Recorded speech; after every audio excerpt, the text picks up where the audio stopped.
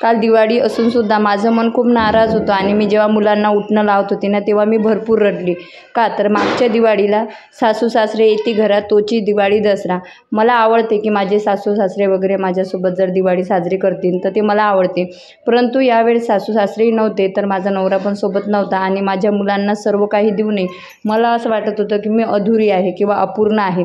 निदान आजच्या दिवशी तरी त्यांचा बाप त्यांच्यासोबत असायला हवा असं मला वाटत होतं. आणि लगेच त्यांनी संध्याकाळी पप्पांनी एंट्री केलेली आहे, आम्हाला असा सरप्राईज गिफ्ट दिलेला आहे. काय दिलेलं आहे? सरप्राईज गिफ्ट आहे की नाही? सरप्राईज गिफ्ट दिलं आणि मम्मा रांगोळी काढत आहे. स्वामी समर्थ जय जय स्वामी समर्थ, सद्गुरु स्वामी समर्थ जय जय स्वामी.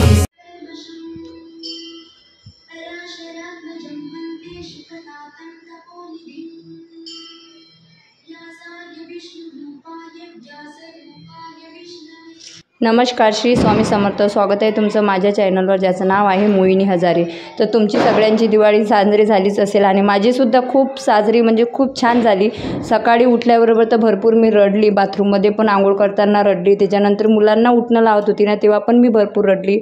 त्याला कारण म्हणजे की मागच्या वर्षी काय सासू सासरे येते घरात, तोची दिवाळी दसरा असं मी टायटल टाकलं होतं. आणि हे भरपूर सर्वांना माहिती आहे की एवढे वाद असतानाही जेव्हा माझ्या सासू सासऱ्यांना मी दिवाळीला बोलावलं होतं तेव्हा ते आले होते आणि मला अशी अपेक्षा होती की यावेळेससुद्धा ते माझ्यासोबत येतील.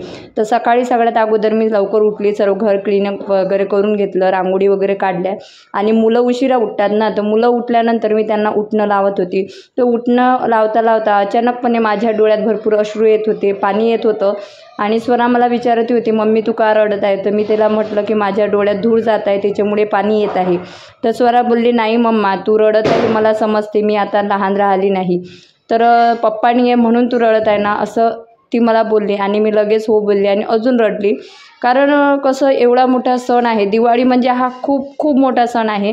त्याच्यामुळे मला असं वाटलं होतं की निदान माझे सासू सासरे कोणीतरी माझ्यासोबत असायला हवं.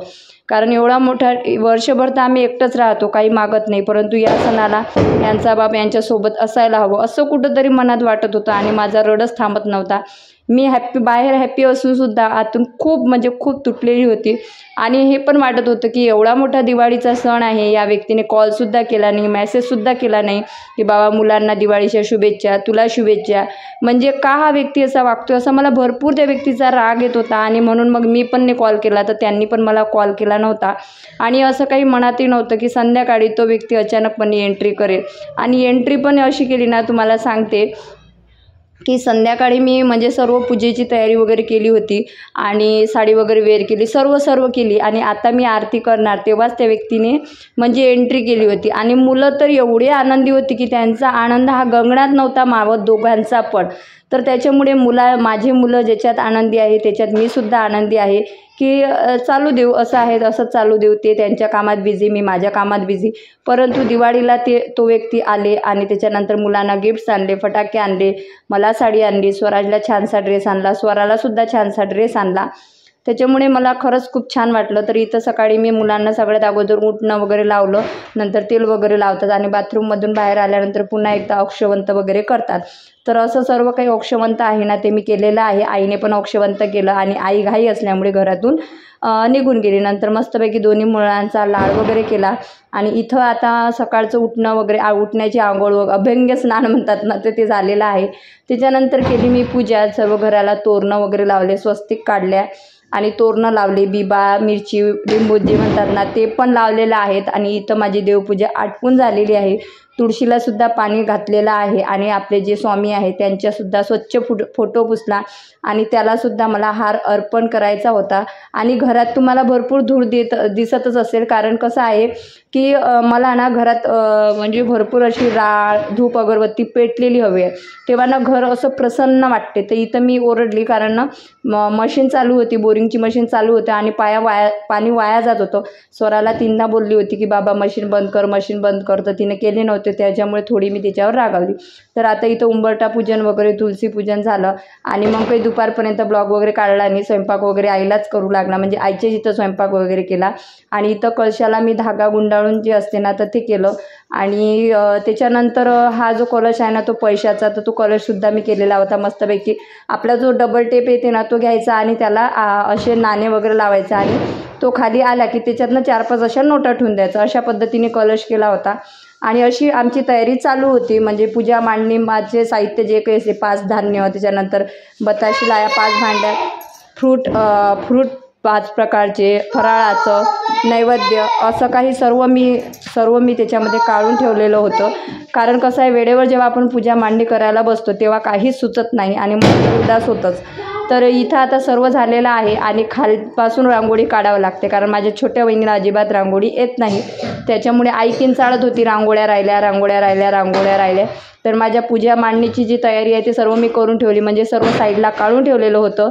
आणि नंतर गेली मी खाली. मग मस्तपैकी एक वेल दुकानासमोर काढला, वहिनीच्या घरासमोर रांगोळी काढली, दुकानासमोर रांगोळी काढली. नंतर आईनं, म्हणजे आई व्यापारी असल्यामुळे आईची मुख्य पूजा हे दुकानातच असते. तर आईला जिथं पूजा मांडणी करायची होती तिथंसुद्धा पाटाभोवती मस्तपैकी रांगोळी वगैरे काढून दिली. आणि माहिती आहे का, बोटाने रांगोळी काढायला भरपूर वेळ लागतो आणि मला भरपूर ठिकाणी रांगोळी काढावं लागते. त्याच्यामुळे मी सोपा मार्ग निवडत असतो. तर इथं मला जे छापे आहेत ना रेडीमेड, ते छापे वगैरे मी आणून ठेवलेले होते. आणि भरपूर जणांनी माझ्या रील्स वगैरे बघितल्या, तर त्यांनी हेच बोललं की खरंच तुमच्या ज्या रील्स बघून खूप छान वाटलं, की चला मुलांच्याही तोंडावर वगैरे हसू आलं वगैरे. आणि खरंच खूप छान वाटलं. तर आता इथं सर्व रांगोळी वगैरे आटोपली होती माझी. आणि त्याच्यानंतर लगेच मी सर्व घरातले दिवे वगैरे लावले. आणि दिवे लावल्यानंतर पूजा मांडणी वगैरे केली. आणि पूजा मांडणी केल्यानंतर दिवे जे आहेत ते थोडे शांत व्हायला आले होते. तर मी स्वराला बोलली की स्वरा सर्व जे दिवे आहेत ना त्याच्यात तेल वगैरे टाकून ये बाळा, आपल्याला आरती करायची आहे. कारण जेव्हा आपण आरती करतो तेव्हा दिवे हे म्हणजे ज्वलित असले पाहिजे, जेणेकरून लक्ष्मीला येण्यास मार्ग मोकळा होतो. तर स्वरा जशी गेली तसा स्वराज तर खालीच होता. आणि स्वरा धावत आली आणि मला सांगितले की पप्पा आले म्हणून. सरप्राईज गिफ्ट दिलं असं येऊन कसं ना स्वराज. आत्ताच पप्पांनी एंट्री केलेली आहे, आम्हाला असं सरप्राईज गिफ्ट दिलेलं आहे. काय दिलेलं आहे? सरप्राईज गिफ्ट आहे की नाही? सरप्राईज गिफ्ट दिलं. आणि मम्मा रांगोळी काढत आहे. तर ते आल्या त्यांनी मिठाई आणली होती. त्याच्यानंतर स्वराला एक ड्रेस आणलेला होता आणि स्वराजला पण ड्रेस आणलेला होता आणि माझ्यासाठी आणली होती साडी. तर त्यांनी स्वराचा पण ड्रेस चेंज करायला लावला आणि स्वराचा ड्रेस स्वतः त्यांनी चेंज केला. तर इथं अशी या पद्धतीने पूजा मांडणी वगैरे माझी झालेली होती. आणि हे जे रांगोळी आहे ना, स्टिकरची रांगोळी आहे, तुम्ही बघू शकता. एक कोणत्याही प्रकारचा आपल्याला रंग म्हणजे टाकून घ्यायचा आहे, कोणत्या पण प्रकारचा रंग टाकून घ्यायचा आहे. आणि त्याच्यानंतर अशा पद्धतीने स्टिकर ठेवून द्यायचे, कारण रांगोळी एवढी महाग झालेली आहे आणि प्रत्येकाला रांगोळी जमत नाही. त्याच्यानंतर एकटी बाई जर असेल ना घरात, तर मुलं सांभाळायचे, स्वयंपाक करायचं की रांगोळी काढत बसायचं. आणि ज्या लोकांना छंद असतो त्यांचा तर काही प्रॉब्लेमच नाही आहे. तर अशा पद्धतीने मला ही जी रांगोळी आहे प्रमोशनसाठी आणलेली होती. तर मी हे दोन्ही साईडने रांगोळी काढली. आणि हे जे आहे ही कलश मांडणीची देवी मला खूप आवडते, ते सुद्धा मी केलेली आहे. अशा पद्धतीने स्वीट आणि सोबत मी एक डेकोरेशन केलेलं होतं. तर आजचं डेकोरेशन, आजचं लक्ष्मीपूजन आणि माझ्या रांगोळी कशी वाटली ते कॉमेंट बॉक्समध्ये नक्की सांगा. आणि इतर आलेली पूजा वगैरे करून घेतलेली आहे. देवाला धूप दीप अगरबत्ती, अक्षत, गंध, फुलं वगैरे अर्पण करत आहे. आणि मेन म्हणजे देवीला ना गजरे भरपूर आवडतात. देवीला पण गजरे लावायला मी विसरली होती, कारण गणेशजी आल्यामुळे काही सुचतच नव्हतं आणि मला सुद्धा गजरा लावायचं मी विसरलेली होती. तर आता इथं आमच्या आरतीची वेळ झालेली आहे, तुम्ही बघू शकता मुलं. आणि हा होता स्वराजचा ड्रेस. तुम्ही बघा, स्वराजला खूप छान आणि स्वीट दिसत होता या ड्रेसमध्ये. आणि मी जो आणला होता ना तो त्याला फिट्ट होत होता, म्हणजे मला कळलंच नाही. पहिल्यांदा असं झालं की मी जो आणलेला ड्रेस स्वराजला झाला नाही. बाहुबली ड्रेस आणला होता मी, तर तो ड्रेस काढून टाकला त्याच्या पप्पाने आणि स्वराजला मस्तपैकी टाय कोट पॅन्ट वगैरे जो आहे तो ड्रेस वेअर करून दिला. मला पण त्यांनी साडी आणली आणि मला पण ते पुष्कळ असा नांदा लावत होते की तू पण साडी चेंज कर. परंतु पूजा मांडणी सर्व झालेली होती आणि साडी चेंज करत बसेल तर उशीर होणार, म्हणून मी काही साडी चेंज केली नाही. मी त्याच साडीवर होती, त्याच साडीवर मी पूजा केली, कारण ही तीच साडी आहे जी महालक्ष्मीला मी वेअर केली होती. परंतु जेव्हा इथं आम्ही पूजेला बसलो ना तेव्हा ना माझं लक्ष नव्हतं आणि दिव्यावर माझा जे मिरी असते ना एका साडीची ती पडली आणि थोडीशी माझी साडी आहे ना ती जळली. तर इथं मी महालक्ष्मीला मस्तपैकी गजरा माळला आहे, कारण महालक्ष्मीला ना गजरा भरपूर असा आवडतो, त्याच्यामुळे गजरा हा महालक्ष्मीला असलाच पाहिजे. तर अशी साध्या सोप्या पद्धतीने मी पूजा मांडणी करत असते. पूजा मांडणी झालेली आहे आणि कलशाची जी मी एक महालक्ष्मी केली होती तिलासुद्धा गजरा वगैरे अर्पण केलेला आहे. आणि नंतर मी पण माझा गजरा माझ्या हातानेच माझ्या वेणीत माळणार आहे. साधीच वेणी घातली होती, साधीच हे केलेलं होतं, काही असं ध्यानी मनी नव्हतं की यांची एंट्री अचानक आरतीच्या वेळेस होणार. कारण पहिल्यांदा असं झालं की ते न सांगता आले आणि आम्हाला काही अशी आशाही नव्हती की ते येतील, कारण मी पूर्णपणे होप सोडली होती. मला आशा होती की फोन येणार किंवा मग 4 ते 5 येणार, परंतु संध्याकाळचे 7 वाजले होते आणि मी तर पूर्ण आशा सोडली होती.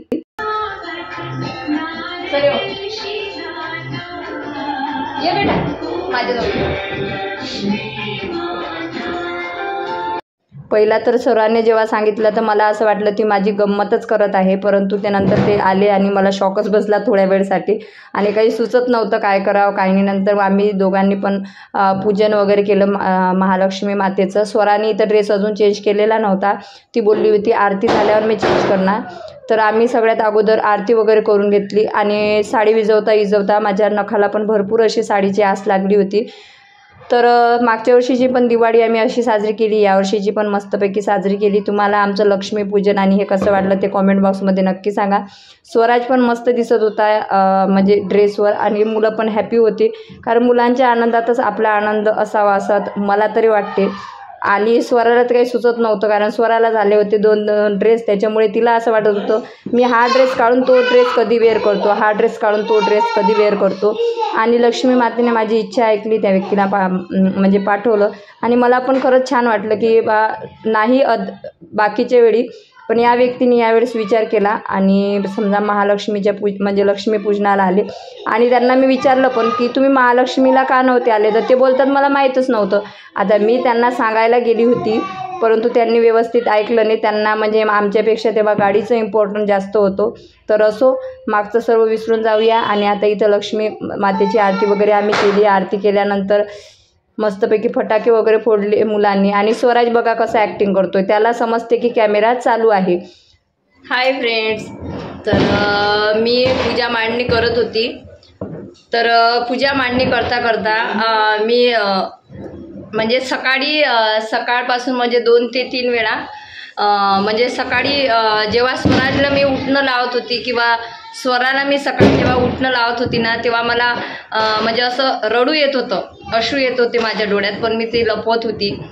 कारण कुठंतरी असं वाटते की सर्व आपण एकत्र राहतो ते मान्य असते, परंतु जे महत्त्वाचे सण असतात ना तेव्हा असं वाटते की आपली फॅमिली आपल्यासोबत असली पाहिजे.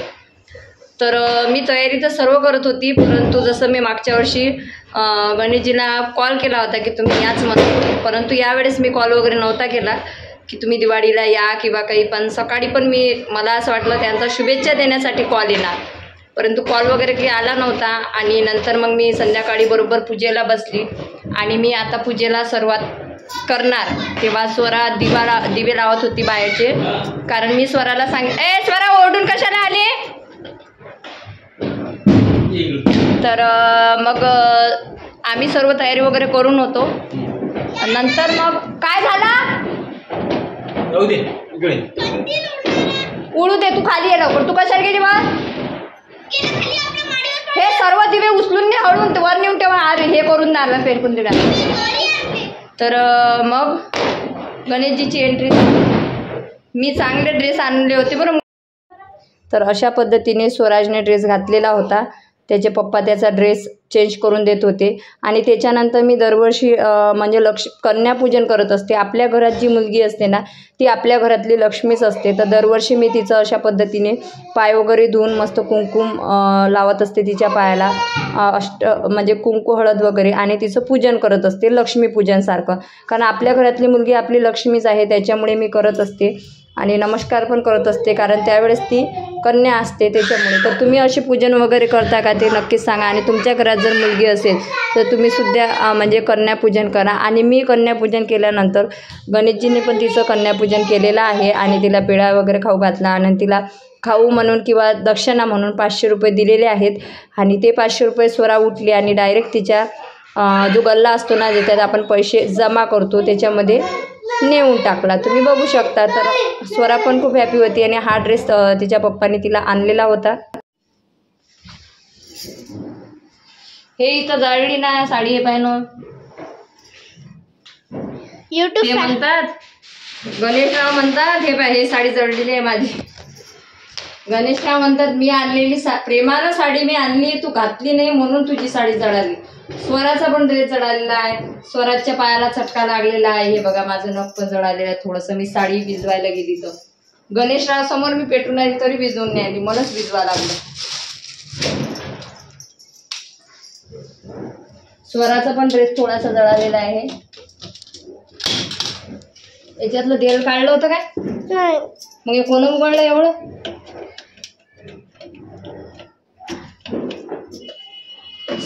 आता मम्मी करते साडीवर पहिल्यांदा आवरी, कारण की मम्मीला सुचत नाही कशी साडी हे साडीवर कसं करावं, काय करावं म्हणजे मम्मीला समजत नाही की साडीवर कसं, म्हणजे मम्मा साडी घालत नाही ना, मम्माला सुचतच नाही. आता मी सगळे ड्रेस माझे आवरून ठेवणार, हा ड्रेस काढणार.